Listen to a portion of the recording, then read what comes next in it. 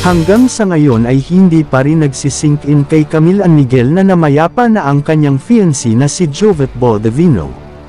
Sa kanyang Facebook account ay ibinahagi niya ang ilang larawan na kuha sa puntod ng yumaong singer.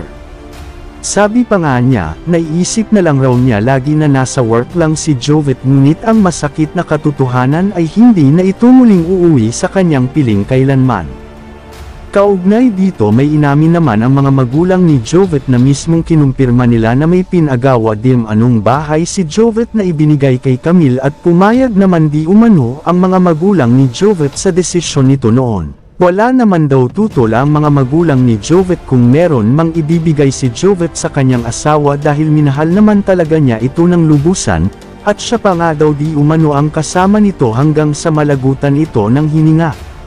Sa ngayon ay inaantay pa ng abogado ni Jovette kung mabibigyan ba ito ng legal process upang maililipat ba ito sa pangalan ni Camille.